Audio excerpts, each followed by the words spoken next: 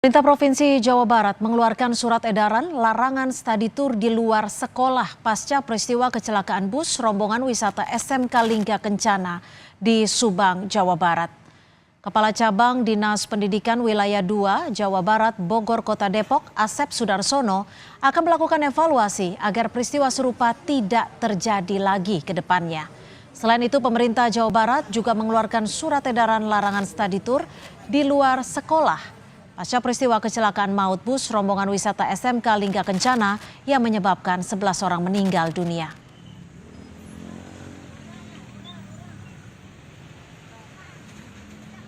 Sebetulnya Dinas Pendidikan Provinsi Jawa Barat sudah termasuk saya sudah mengeluarkan edaran agar pelaksanaan pelepasan siswa itu dilakukan sesederhana mungkin.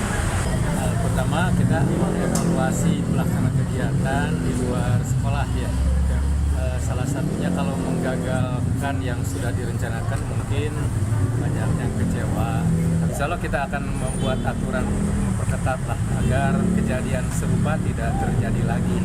Ini kan merugikan banyak pihak, orang tua, sekolah, dan juga dinas pendidikan.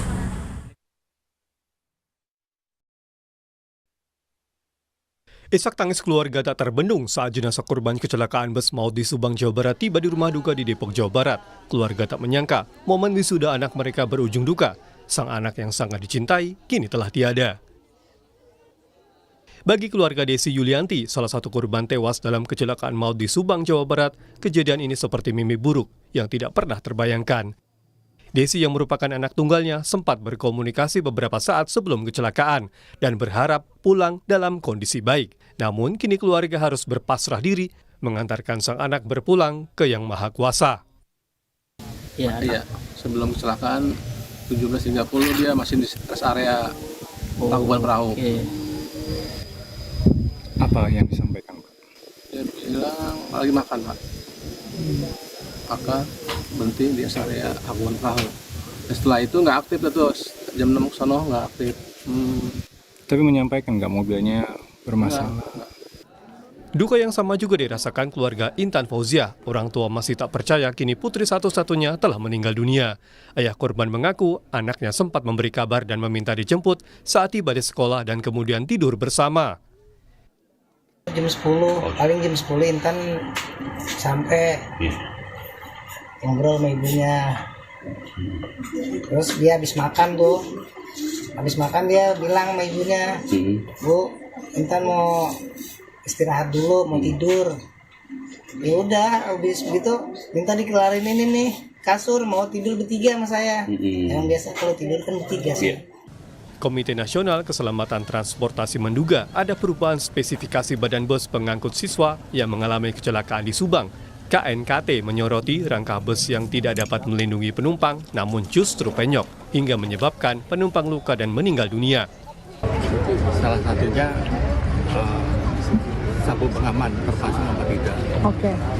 Nah, terus perubahan-perubahan ini pengaruhnya terhadap stabilitas juga. Informasinya ruang keselamatan atau survival space-nya menjadi berkurang, menjadi kritis, sehingga mungkin ada penumpang yang kegencet atau yang tidak terlindungi lagi oleh strukturnya bis itu.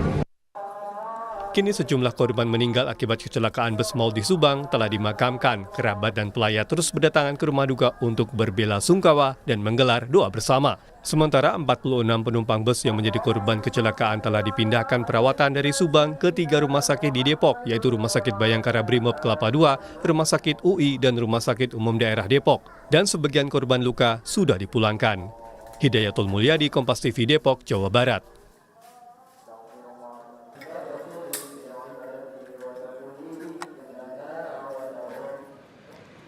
Kita bergabung dengan pengurus Yayasan SMK Lingga Kencana Depok, Jawa Barat. Sudah ada Ibu Dian Nur Faridah. Selamat sore Ibu Dian. Sebelumnya kami ingin mengucapkan turut berduka cita yang sedalamnya dan turut prihatin atas peristiwa kecelakaan yang menimpa SMK Lingga. Terima kasih sekali lagi sudah bergabung bersama kami di Kompas Petang. Bu Dian, saat ini bisa diceritakan seperti apa kondisi korban selamat yang masih dirawat, Bu Dian? Baik, Mbak, kondisi korban yang sekarang ada sekitar 17 orang. Jadi yang 7 orang masih di ruang ICU. Kondisinya seperti apa, Ibu? Kondisi yang mengalami luka parah sekitar 17 orang. Luka parah 17 orang. Yang sudah dipulangkan? Yang sudah dipulangkan sekitar 17 orang. 17 orang.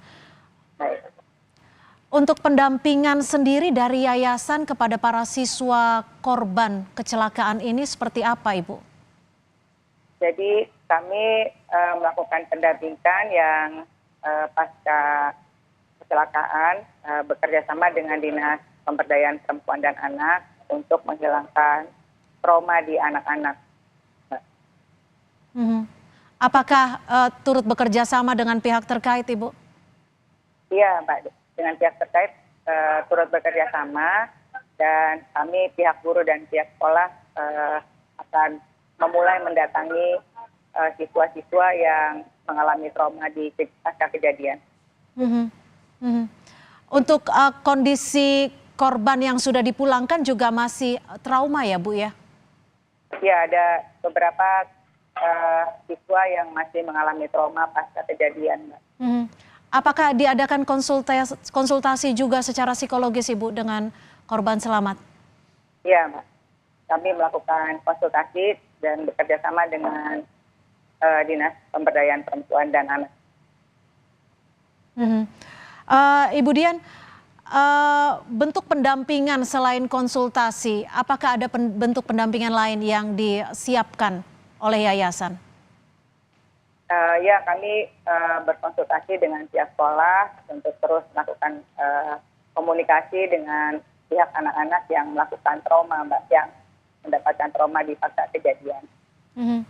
Bu Dian, jika boleh diceritakan, ini kegiatan saat pekan lalu ini kronologinya adalah kegiatan apa, Ibu? Jadi ini kegiatan perpisahan tahunan, Mbak, kelulusan yang wisudanya dilakukan di Lembang. Memang kegiatan rutin setiap tahun untuk siswa perpisahan di Lembang itu, Ibu, atau ini baru pertama kalinya? Tergantung kesepakatan antara orang tua, murid dan sekolah, Mbak, karena mereka membentuk panitia sebelum kegiatan ini dimulai. Artinya juga sudah dengan persetujuan seluruh orang tua siswa ya, Bu ya? Iya, Mbak. Kalau untuk bus yang digunakan, ini PO busnya memang menjadi langganan atau ini baru pertama kali menggunakan PO bus tersebut, Ibu? Enggak, kami berkontrak dengan travel, jadi yang melakukan PO adalah pihak travel, Mbak. Jadi yayasan, sekolah SMK berkontrak dengan pihak travel. Travel apa ini, Ibu? Travel Wheeling. Travel Wheeling. Kondisi busnya apakah sudah dijanjikan oleh pihak travel, spesifikasinya seperti apa, Ibu? Ya, kami meminta pasti pihak sekolah meminta bis yang dalam keadaan baik, Mbak. Karena kami sudah ada perjanjian juga dengan pihak travel. Oke, artinya antara pemesanan bus dilakukan secara langsung oleh pihak travel ini ya, Bu ya? Iya.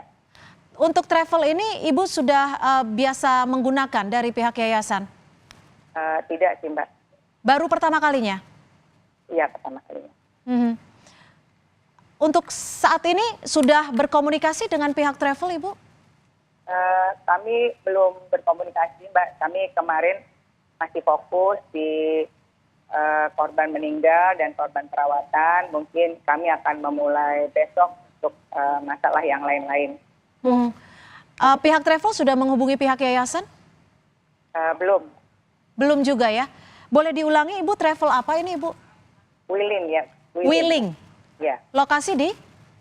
Di Bogor. Di Bogor. Di Bogor, Jawa Barat ya, Bu ya. Ibu Dian, kalau dilihat dari kasus ini, apa yang bisa dievaluasi? Ya, mungkin kami ke pihak sekolah akan lebih berhati-hati dalam pemilihan pihak ketiga untuk bekerja sama dengan sekolah. Baik, Bu Dian, saat peristiwa terjadi pada Sabtu malam, ini pihak mana yang pertama kali memberi informasi bahwa telah terjadi kecelakaan di Subang? Apakah dari pihak travel atau dari pihak PO atau seperti apa, Ibu? Bukan, kami menerima telepon dari pihak kepolisian, Mbak, di Subang. Ya. Dari pihak kepolisian. Baik, terima kasih Ibu Dian Nurfarida, pengurus yayasan dari SMK Lingga Kencana, sudah bergabung bersama kami di Kompas Petang.